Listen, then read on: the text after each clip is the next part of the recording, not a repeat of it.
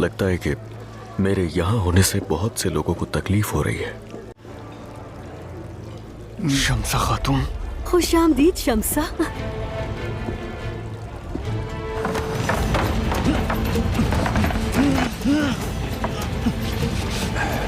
उम्मीद करता हूँ कि किसी ने देखा ना हो।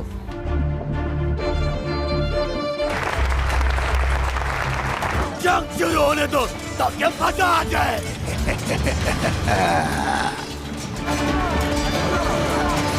तो तुम इसलिए आई थी, हाँ? सलाहुद्दीन कहाँ है मालूम हो गया है मेरे सुल्तान। इजाजत दे तो उसे यहाँ ले आता हूँ मैं। ऐसा मत करो बोरू। रुक जाओ, मैंने कहा ना पीछे हटो। आवाजें सुनकर तो ऐसा लगता है जैसे अंदर कयामत का सामान है। क्यों नहीं खुल रहा पर्दों से?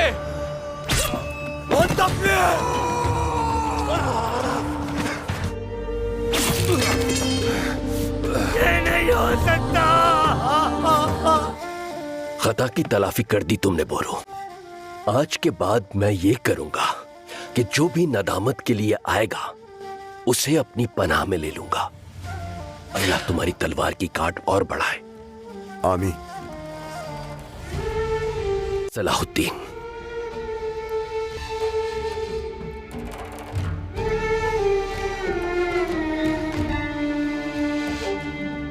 राकिब की मौत के बाद कुद्स और बाज़ंतीन का इत्तेहाद उम्मीद है कमजोर पड़ जाएगा मेरे सुल्तान।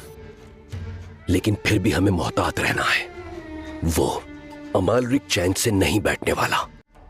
मेरे सुल्तान, ये मंसूबा बहुत मुश्किल था, लेकिन जब हम इसमें कामयाब हो गए तो इंशाअल्लाह अल्लाह की मदद से आगे भी कामयाब होंगे। इंशाअल्लाह। अल्लाह तुमसे राजी हो बोरू। मेरा भरोसा टूटने नहीं दिया तुमने।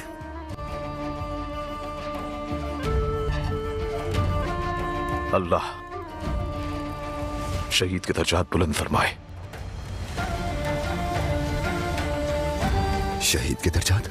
हम जो सही सलामत हैं उसकी वजह से मुमकिन हुआ।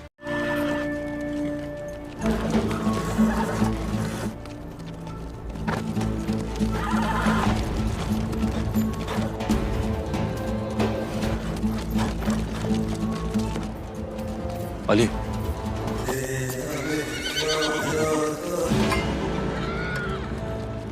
या हक।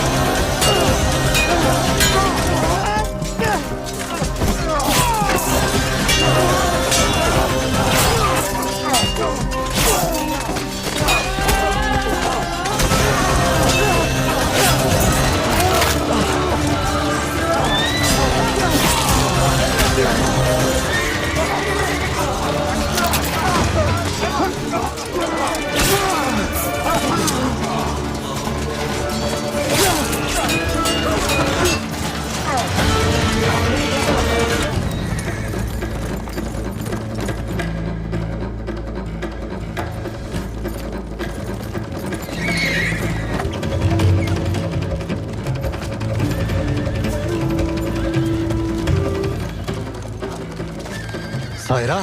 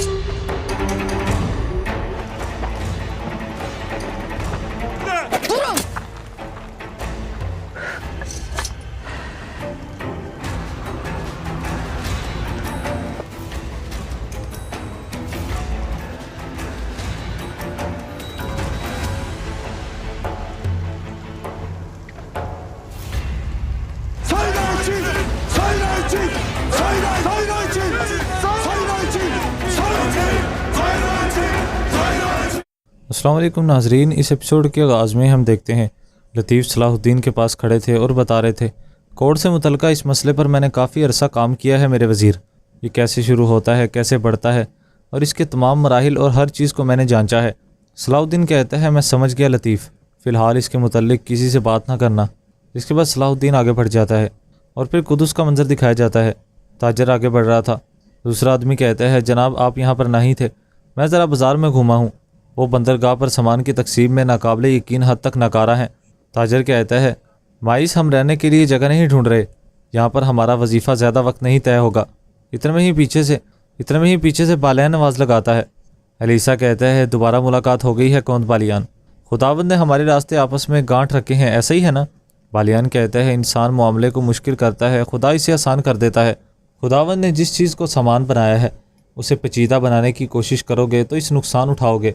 अलीसा कहता है दोबारा मिलेंगे कौंद बालियान, शायद अबेलियन बाज़ार की बहाली के लिए तुम्हें मेरी ज़रूरत पड़ेगी, कैसे मालूम। जिसके बाद अलीसा वहाँ से चला जाता है। इधर दूसरी जानब सलाहुद्दीन भी अपने आदमियों के साथ आगे बढ़ रहा था। सब लोग वहाँ पर आवाज़ें बुलंद कर रहे थे, ताज़ियत कबूल करें, अल्लाह आपको सब्र दे। इतने में ही सामने से एक शख्स आकर कहता है तशरीफ़ लाकर आपने शर्फ बख्शा है वज़ीर हज़रत, आपकी बदौलत हम मिस्र में फसाद से बच गए हैं अल्हम्दुलिल्लाह।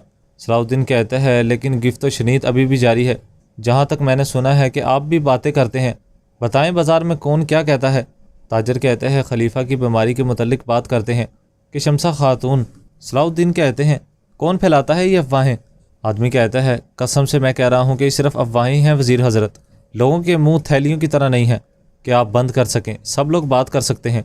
सलाहुद्दीन कहता है किसी को कुछ कहना है तो आकर सीधा मेरे सामने कहे, चलो आओ। इतने में ही एक आदमी आगे आता है और कहता है मैंने अफवाहें फैलाई हैं वज़ीर हज़रत। सलाहुद्दीन कहता है तो फिर ऐसे क्यों बात कर रहे हो जैसे तुमने सब कुछ खुद देखा है। आदमी कहता है धुआं वहीं उड़ता है जहाँ पर आग होती है, अफवाहें दुरुस्त नहीं है तो सब आपकी वजाहत सुनेंगे। इतने में ही सलाहुद्दीन अपनी तलवार निकाल कर उसकी गर्दन वहीं काट देता है और कहता है बेहतरीन बात वो है जो थोड़ी हो और कुफायत कर जाए। यहाँ पड़ा गाफिल आप सब के लिए इबरत होना चाहिए। अपनी ज़ुबानों को लगाम डालें, खसूसन जब बात किसी बेगुनाह औरत से मुतल्लिक हो। इसके बाद सलाहुद्दीन अपने आदमियों के साथ वहाँ से आगे बढ़ जाते हैं। सब लोग वहाँ पर खामोश हो जाते हैं। इधर दूसरी जानिब हम देखते हैं बोरू अपने आदमियों के साथ जंगल में आगे बढ़ रहा था। एक मुकाम पर जाकर रुकते हैं। एक आदमी कहता है ये वो जगह छोड़ चुके हैं चचे जान। सब अपने घोड़ों से नीचे उतरते हैं। बोरू वहाँ का जायज़ा लेता है। सिपाही कहता है ज़्यादा दूर नहीं गए होंगे। जिसके बाद गोरू वहाँ पर एक लाश देखता है और फ़ौरन उसके पास जाता है और कहता है हमसे पहले कोई और आ गया। जिसके बाद उसकी जांच पड़ताल करने लगते हैं। आदमी कहता है ये कौन हो सकता है। गोरू कहता है ये वही शख्स है जिसने नज़ार को हमसे पहले भगाया। लगता है कि इसे पता था कि हम नज़ार के लिए जाल बिछाएंगे और यहाँ इसे ढूंढ लेंगे। वापस लौटकर भाईजान को सूरत हाल से आगाह करेंगे। बलाखिर जो हम चाहते हैं वही हो गया है, लेकिन देखेंगे कि लोग बगैर कमांडर के हैं या इनका कोई नया कमांडर बन गया है। और फिर शाम का मंजर दिखाया जाता है।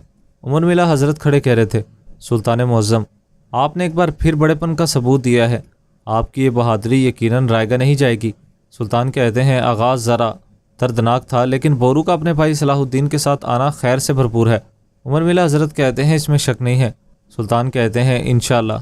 इतने में ही यारों की वहाँ पर अंदर दाखिल होकर कहते हैं मुझे याद फरमाया था आपने सुल्तान। सुल्तान कहते हैं कि तैयारी मुकम्मल है।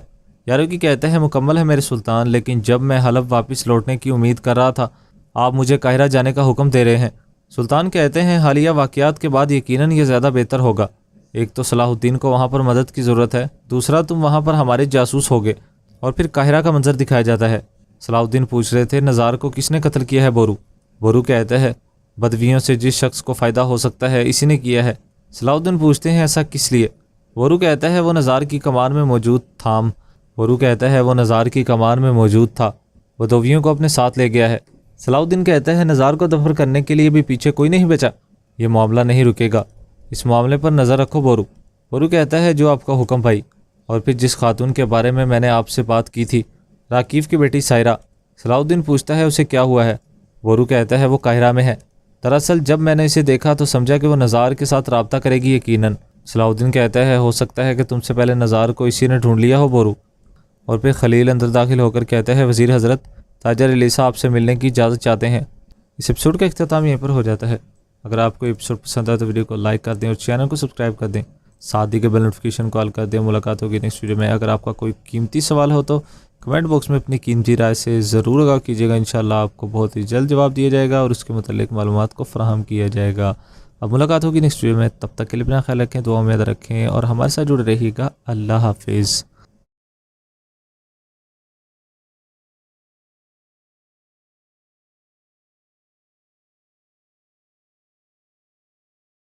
ग्यूम कहता है, बालियान मैं तुम्हें कुछ बताना चाहता हूँ, अगर मैं यहाँ से निकल ना पाया। बालियान कहता है, ज़रूर निकलोगे और मुझे इसके लिए जो करना पड़ा मैं करूँगा। ग्यूम कहता है, मेरी बात सुनो, अगर मैं ना निकल पाया या फिर मुझे कुछ हो गया, सबीला और हमारा होने वाला बच्चा, क्या इनके हवाले से मैं तुम पर भरोसा कर सकता हूँ? बालियान कहता है, वो अभी भी तुम्हें पसंद करती है, वो अभी भी तुम्हें पसंद करती है बालियान। वो चाहे इनकार करती रहे मगर मुझे उसकी आंखों में नज़र आता है। बालियान कहते हैं, तुम्हें अंदाज़ा नहीं कि तुम क्या बोल रहे हो। ग्यूम कहता है, और तुम यहाँ से निकलोगे, तुम यहाँ से ज़रूर निकलोगे और अपनी बीवी के साथ अपने बच्चे को मिलकर पालोगे, मैं वादा करता हूँ। इधर दूसरी जानब हम लोग देखते हैं वज़ीर शहवार अपने आदमियों के साथ मुसलसल आगे बढ़ रहा था। इतने में ही वो एक मुकाम पर पहुँचता है। सामने से एक आदमी आकर कहता है, बस इतना ही कर सकता था, इस चट्टान से नीचे आप लोगों को मंजिल मिल जाएगी और तुमने मुझे कहा था कि इसका बदला मिलेगा, मुझे बदला दो।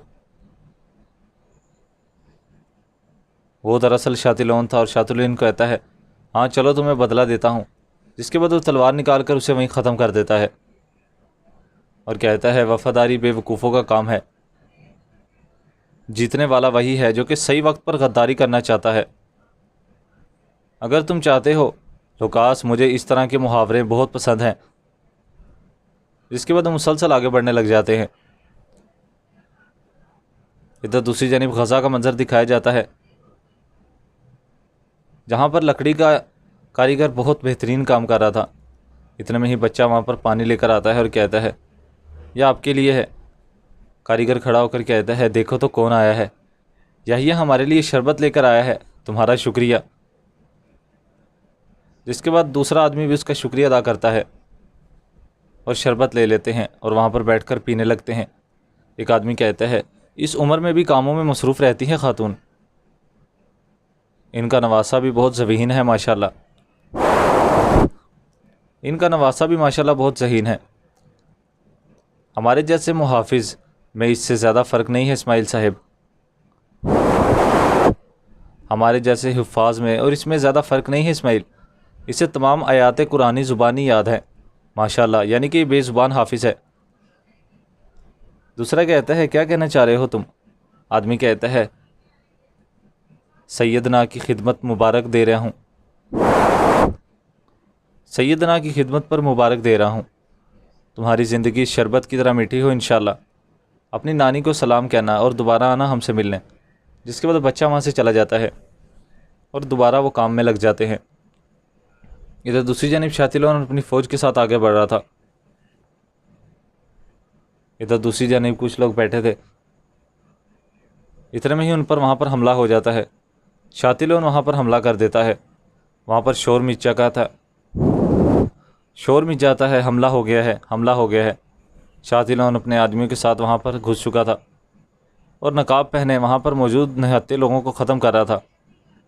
जिंगी लोग उनका मुकाबला करने के लिए आगे बढ़ते हैं मगर वो लोग उनको ख़त्म करते जा रहे थे। शातिलोन के आदमी वहाँ पर मुसलसल लूट मार मचा रहे थे। शरबत देने वाला बच्चा वहाँ पर छुप कर खड़ा मंजर देखकर काफ़ी खौफजदा हो रहा था। शातिलोन कहता है, कोई चूंटी भी जिंदा ना बचे, हर एक को मार दो, चाहे कोई चूहा या कीड़ा मकोड़ा कोई भी ना हो, यहाँ कोई भी जान जिंदा नहीं बचेगी।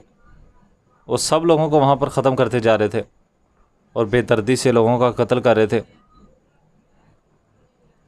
बच्चे अपने माओं की शहादत को देखकर वहाँ पर बच्चे अपने माओं को वहाँ पर कुर्बान होता देखकर चीखों पुकार कर रहे थे। सिपाही वहाँ पर मुसलसल ख़त्म होते जा रहे थे।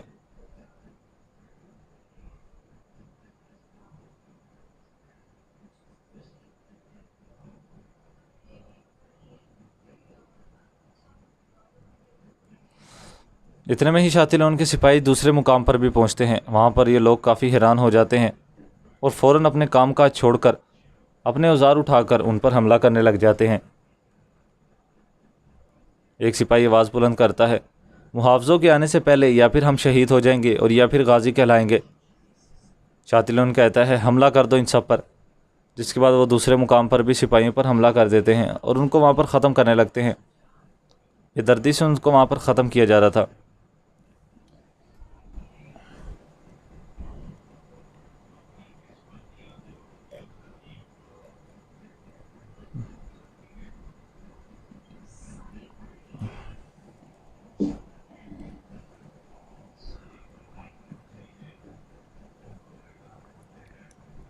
इतने में ही एक आदमी शातिलोन के पास आकर कहता है, हिफाजती दस्ता आ रहा है, हमें यहाँ से जाना होगा।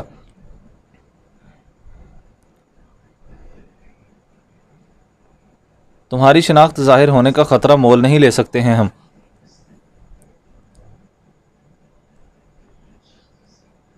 वो लोग वहाँ पर लोगों को मुकम्मल तौर पर ख़त्म कर चुके थे। इतने में ही वो लोग वहाँ से रवाना हो जाते हैं। शाम का मंजर दिखाया जाता है जहाँ पर सुल्तान मौजूद थे। वज़ीर कहते हैं, सुल्तान हज़रत, जान की अमान चाहता हूँ। सलाहुद्दीन को आपके हुक्म में छुपी हिकमत का अदराक नहीं हुआ था, इसीलिए उन्होंने ऐसे अल्फाज अदा किए। यकीनन वो समझ जाएंगे। इतने में ही वहाँ पर अयूब पहुँचते हैं। सुल्तान कहते हैं, उमर मिला हज़रत, सब खैरियत तो है? अयूब कहते हैं, सुल्तान मोहतरम, गज़ा पर दुश्मन ने हमला कर दिया है सुल्तान। यह सुनकर सुल्तान नूरुद्दीन काफ़ी खौफज़दा होते हैं। काफ़ी हैरान होते हैं। इधर दूसरी जानिब हम देखते हैं सलाहुद्दीन के सिपाही कह रहे थे, ऐसे परेशान मत हो मेरे अमीर, क्या आपको सरहद याद नहीं आई? शायद यही ज़्यादा बेहतर था।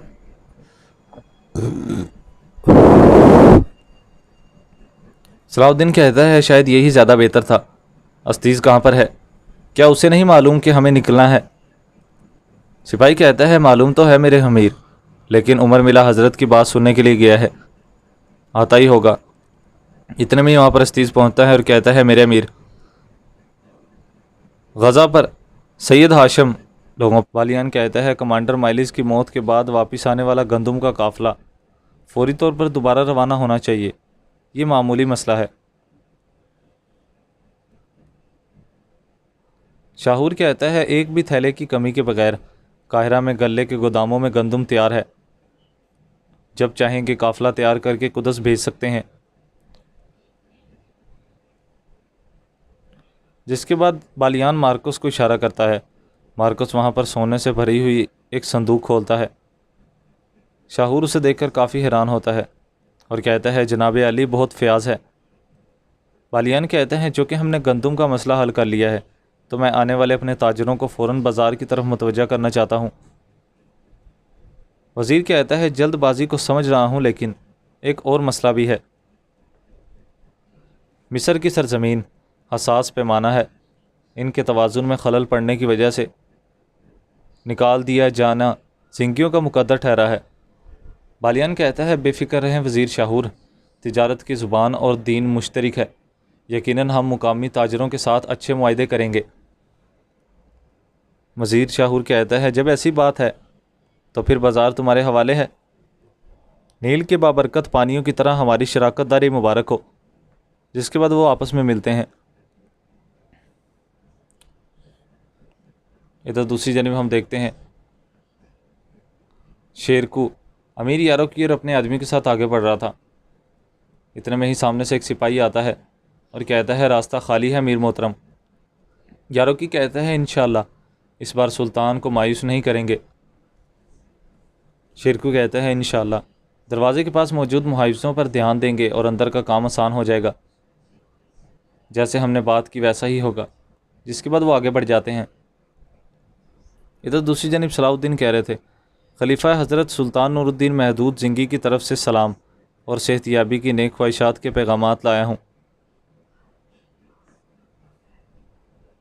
ज़िंगियों के नूरुद्दीन खलीफा बगदाद के अज़ीज़ नूरुद्दीन। मुजाहिद नूरुद्दीन कब से मेरा एहतराम करने लगे हैं। खलीफा हजरत फरमाते हैं, जिंगियों के नूरुद्दीन, खलीफा बगदाद के अजीज़ नूरुद्दीन, मुजाहिदीन नूरुद्दीन कब से मेरा एहतराम करने लगे हैं। सलाहुद्दीन कहता है, सुल्तान मोहतरम मुश्किल औकात में तनाज़ात को रोकना चाहते हैं। आपको इस मर्ज़ से निजात दिलाने के लिए खसूसी हकीम भेजा है। ये सारे हिकमा मेरा इलाज नहीं कर सकते हैं।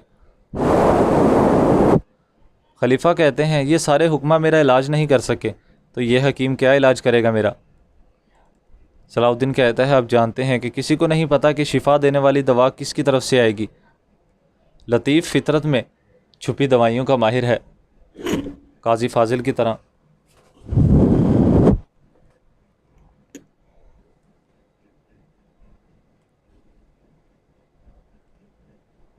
काजी फाजिल की खातिर आपको यहाँ पर कबूल किया है। खलीफा कहते हैं, वज़ीर शाहूर के साथ पहले से ही इस मुंतशिर अपने ताल्लुकात को ख़राब करने का ख़तरा मोल लिया है, लेकिन कैसा इलाज पेश करेंगे जो इस काबिल हो। इधर दूसरी जानब हम देखते हैं किले के बाहर सिपाही पहरे पे मौजूद थे। इतने में ही उन पर तीरों की बौछार हो जाती है। अमीर शेरकू वहाँ पर यारोकी के साथ और अपने आदमी के साथ हमला कर देते हैं और तमाम बाज़ंतीनी सिपाहियों को वहाँ पर जहन्नुम वासिल करने लग जाते हैं, जिसके बाद वो अंदर दरवाजे के दाखिल हो जाते हैं। इधर दूसरी जानब हम लोग देखते हैं कौंतस कह रही थी, काहिरा किसके लिए वापस आई है। काहिरा किस लिए वापस आई अब तुम्हें मालूम हो जाएगा। कुदूस से आने वाले ताजरों के लिए हम पूरी कोशिश करेंगे। जमशेद कहता है, जैसे आपकी मर्ज़ी मलका।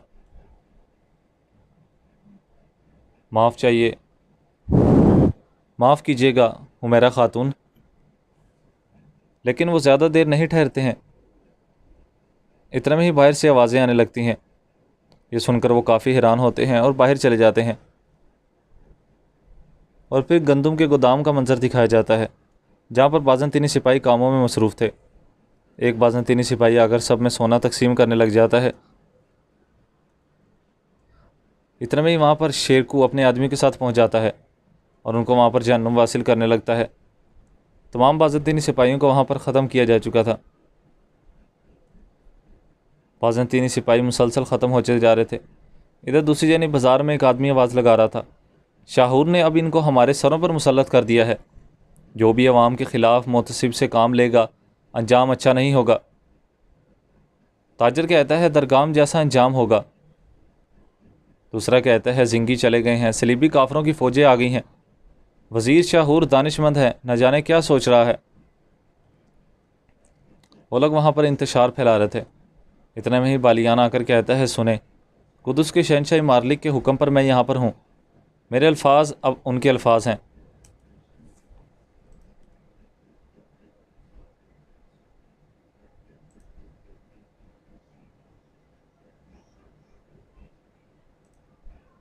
लतीफ़ कहता है, मैं इसे ज़ख़म के अंदर लगाऊंगा, ये तुमको थोड़ा चीखने पर मजबूर करेगा। खलील कहता है, फिर मैं नहीं चाहता। लतीफ़ कहता है, ये तुम्हारा क्या मतलब है नहीं चाहता खलील? ये इलाज तुम्हारे लिए शिफा होगा इंशाल्लाह। पहले थोड़ा चिल्लाएगा लेकिन फिर तुम्हारा दर्द भी कम कर देगा। खलील कहता है, मैं नहीं चाहता कि मुझे चीखने पर मजबूर करे। इधर दूसरे सिपाही भी पहुँचते हैं और कहते हैं, जल्द ठीक हो जाओ, अल्लाह आपको शिफा दे गाजी बहादुरों, अल्लाह आप सबसे राज़ी हो। अजीज सिपाही खलील के पास आता है तो लतीफ़ कहता है, अपने दोस्त को कायल करें, ये ज़िद कर रहा है और दवा नहीं लेना चाहता। सिपाही कहता है, तुम एक मजबूत आदमी हो। खलील कहता है, मुझे कुछ और मसला है, मुझे कहीं दूर ले चलो, वो मुझे वहाँ पर ठीक करे, मैं सबके सामने चीखना नहीं चाहता। लतीफ़ कहता है, ये एक शिफा खाना है खलील, तुम्हारे चीखने पर किसी को कोई इतराज़ नहीं होगा। खलील कहता है, नहीं, हमारे यहाँ रिवायत है, ज़ख्मी सिपाही कभी नहीं चीखेगा, ये बहुत बड़ी शर्म की बात है। लतीफ़ कहता है, अच्छा फिर हम क्या करें? हमारी रिवायत में तो मर्द खलील कहता है, हमारी रिवायत में मर्द ज़ख्मी सिपाही के साथ मिलकर कुछ गाते हैं, जैसे सुनने से तीर निकालने से पहले वो गाते हैं ताकि चीखने की आवाज़ कोई ना सुने। अगर आप ऐसा करेंगे तो मैं तैयार हूँ, वरना मैं नहीं लगाऊंगा। अजीज़ कहता है क्या हम ये गाएंगे खलील, वो भी शिफा खाने में? ये कैसी बातें कर रहे हो? दूसरा सिपाही कहता है वो कौन सा गाना है जिसे हम सब जानते हैं? खलील कहता है मुझे एक मिल गया है। सिपाही कहता है वो जो कैर कोरत के शायर ने शहीद होने से पहले गाया था, हम इसे गा सकते हैं। चलो सिपाहियों, ऐसा लगता है कि हमें ये करना ही होगा। खलील कहता है आपका शुक्रिया इदरीस। चलो लतीफ़ तुम इलाज तैयार करो। जिसके बाद सब सिपाही उसके गिर्द इकट्ठे हो जाते हैं, एक दूसरे का हाथ पकड़ लेते हैं और ज़ोर ज़ोर से कुछ गाने लगते हैं। जिसके बाद लतीफ़ वहाँ पर खलील के ज़ख़म पर दवा लगाने लगता है। खलील कहता है ज़्यादा ऊंची आवाज़ से गाओ। इसके बाद वो वहाँ पर चिल्लाने भी लगता है।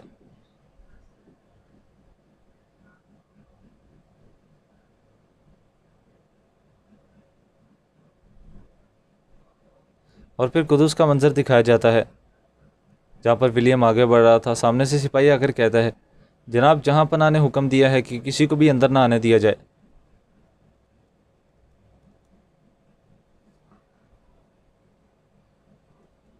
इतने में ही वहाँ पर गाया आ जाता है और कहता है विलियम, मैं देख रहा हूँ कि कुदूस में ऐसे दरवाजे हैं जिन्हें तुम भी नहीं भूल सकते। विलियम कहता है कुदूस में दरवाजे खोलने की सिमत बहुत तेज़ी से बदल जाती है। जब आप सोते हैं तो आपके अंदर आप देखेंगे कि बाहर होंगे। जब आप सोचते हैं कि आप अंदर हैं तो आप देखेंगे कि आप बाहर होंगे। गाय कहता है आप विलियम, आपकी किताबें आपको ऐसे जुमले कहने पे मदद करती हैं, लेकिन सिर्फ इतना ही? मैदान जंग में तलवारें बोलती हैं और किताबें नहीं। आपने काहिरा में इसका दर्दनाक तजुर्बा किया है। विलियम कहता है ये सब क्या है? पीछे से आवाज़ें आने लगती हैं। एक सिपाही भागा आकर कहता है जनाब, टेम्पल्स, महल का सहन इससे भरा हुआ है। जिसके बाद वो लोग वहाँ से रवाना होने लगते हैं। इधर हम देखते हैं शहंशाह एक जगह पे मौजूद था और कह रहा था या खुदा मुझे अकेले ना छोड़ना।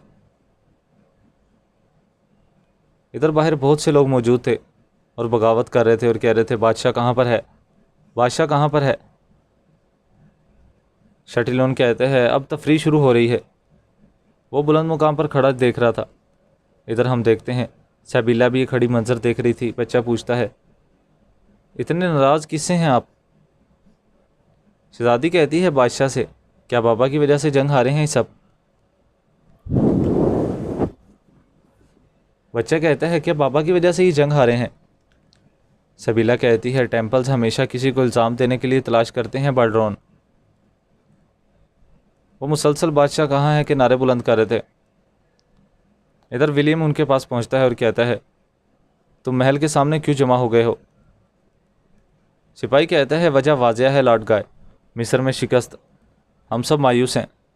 गाय कहता है लेकिन ये कुदूस के अमन को ख़राब करने की कोई वजह नहीं है। विलियम कहता है याद रखो वो कसम जो तुमने तलवार बांधे अपने वक्त खाई थी, क्या सूरमा का एजाज़ ऐसे मुश्किल वक्तों के लिए नहीं है? सिपाही कहता है बादशाह किस दिन के लिए है? इन लोगों को मिस्र में ज़मीन के वादों से धोखा दिया गया, लेकिन ऐसा क्या, जो कुछ हम साथ ले गए थे वो हैं, और जब हम जीत सकते हैं तो हम वापस आ गए। अब हमें इसका जवाब देना है, बताओ। सब लोग वहाँ पर दोबारा से नारे शुरू कर देते हैं। इतने में वहाँ पर शहंशाह मार्लिक पहुँच कर कहता है खामोश रहो और मेरी बात सुनो। सब लोग वहाँ पर खामोश हो जाते हैं। शहंशाह कहता है हम मिस्र में नहीं हारे, हम पीछे हट गए हैं, क्योंकि कुदस की ज़मीन की तमाम ज़मीनों से और तमाम शहरों से ज़्यादा कीमती और मुक़द्दस है। मुझे यकीन है कि तुम ये सब जानते हो। सिपाही कहता है हम जानते हैं, हमने जान लिया है कि जो कुछ हमारा है इसे कैसे लेना है जहाँ पना। वालियान कहता है ये वही है जो तुम सबसे बेहतर कर रहे हो, हमेशा किसी चीज़ का मुतालबा करना। तुमने कहा था कि तुम अपने आप को मुक़द्दस मकसद के लिए कुर्बान करके तुम लोगों ने बरसों से अवाम और बादशाह के इस्तेहसाल के लिए अवाम और बादशाही के इस्तेहाल के लिए अलावा क्या किया है? सिपाही कहता है हमने वो किया है जो तुम्हारे भाई ने और तुम्हारे बाबा ने नहीं किया बालियान। जब आप मुसलमानों से दोस्ती की कोशिश कर रहे थे तो इनसे लड़कर इनसे वो हासिल किया है जो हमारा हक है। बालियान आगे बढ़ने लगता है तो गाय उसे रोकता है। शहंशाह कहता है मेरे फौजियों, वाज़ेह है कि तुम कुछ कहना चाहते हो। तर्जमान बनो और वजाहत करो कि टेम्पल्स सूरमा क्या चाहते हैं। सिपाही कहता है, इन सिपाहियों ने मिस्र में अपना सब कुछ खो दिया है, जबकि हमारे पास जंग जीतने का मौका था। आपने दुश्मन पर हमला करने की बजाय कुदस वापस आने का इंतखाब किया, और हम यहाँ पर इस बुज़दिली और कमज़ोरी का हिसाब लेने के लिए आए हैं। शहंशाह कहता है, हमारे पास अपनी खोई हुई हर चीज़ को दोबारा हासिल करने का मौका है। मैं तुम्हारे बादशाह के तौर पर एक ऐसा बादशाह हूँ जो अपनी बाहों में जिंकियों की गंदम की बोरी लेकर सोता हूँ। सब लोग वहाँ पर हंसने लगते हैं।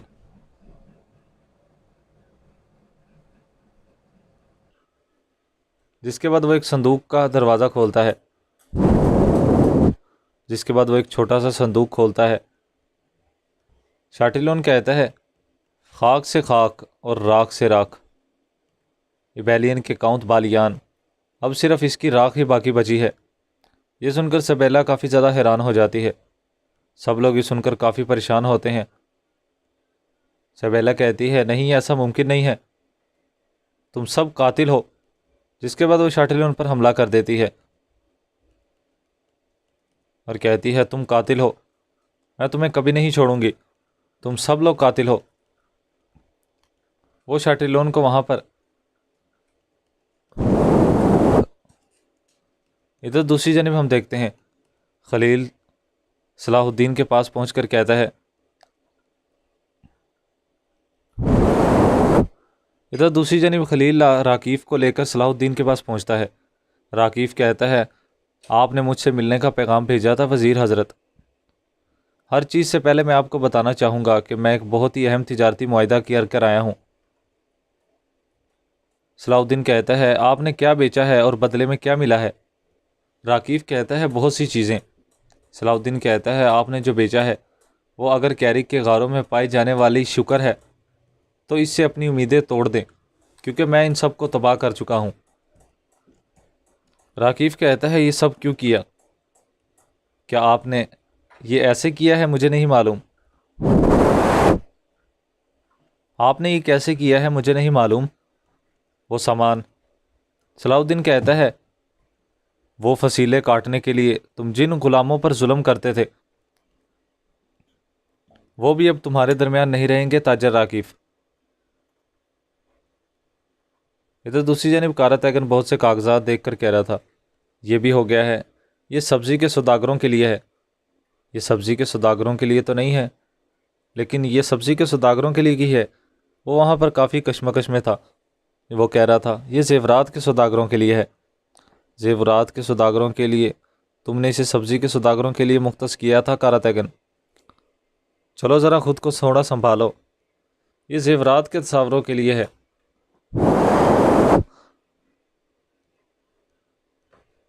वो वहाँ पर काफ़ी परेशानी का शिकार था। कारा तैगन कहता है, इसमें से कुछ भी मेरा नहीं है, तो मैं ये सब कैसे लिखूं? अल्लाह, ये सब तो फिर से रल मिल गए हैं, अब मैं क्या करूं? ये वाला भी नहीं है। सब्ज़ी के सौदागरों वाला, अब इनमें से कौन सा है सब्ज़ी के सौदागरों वाला? मैं यहाँ पर तहसीलदार बनकर आया था, लेकिन यहाँ देखो मैं क्लर्क बन गया हूँ।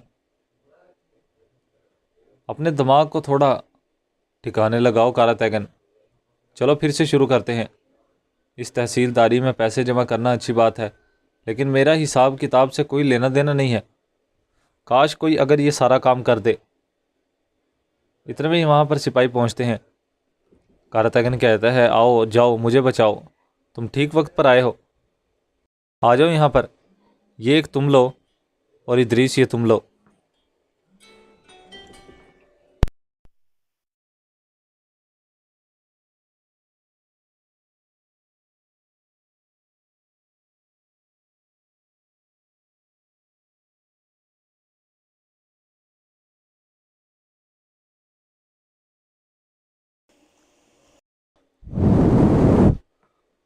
इसे तुम लो और तुम भी इसे लो इदरीस। जिसके बाद वो दोनों में कागजात तकसीम करता है और कहता है, अब इनकी तारीख और वक्त के मुताबिक इन सब की दर्जाबंदी कर दो। चलो शाबाश, जल्दी करो। सिपाही कहता है, ज़रा देखो तो सही कारा तैगन, हमें ज़रा सांस तो लेने दो। इतने में ही वहाँ पर जौहर पहुँचता है और कहता है, देखो।